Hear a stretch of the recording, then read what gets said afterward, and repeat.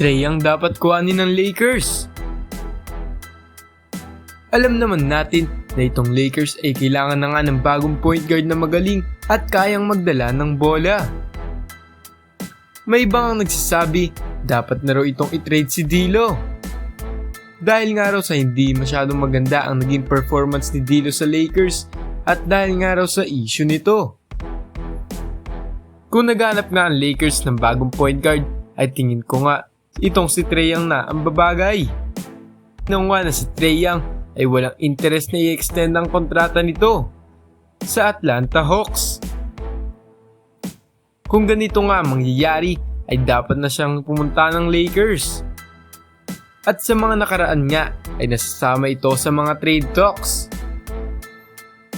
Ang maaasahan nga dito ng Lakers kay Trae Young ay ang playmaking at ang kanyang ball handling.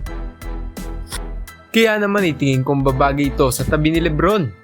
Pero ang tanong nga lang ay kung ano ang bibitawang roster ng Lakers para dito kay Trae Young. Ang pwede ngang matanggap ng Atlanta Hawks ay itong sina Austin Reeves. Well, itong si Austin Reeves ay good fit nga rito kay DeJounte Murray. Ang maasahan nga nila rito ay ang shooting nito sa labas. At ang kailangan nga nilang isama rito ay si Rui Hachimura, Jalen Hood at Maxwell Lewis.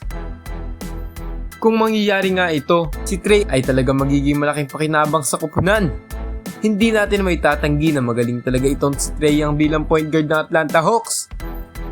At kitang kita sa kanya ang magandang ball handling at mga galawan. Ngayong season nga ay nag-average siya ng 25.5 points, 9.5 assists at 3.6 rebounds.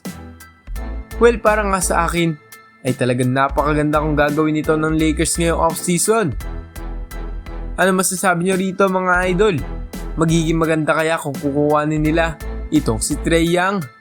Comment down below at huwag kalimutan mag-like and subscribe for more NBA news and updates. Maraming salamat and God bless po!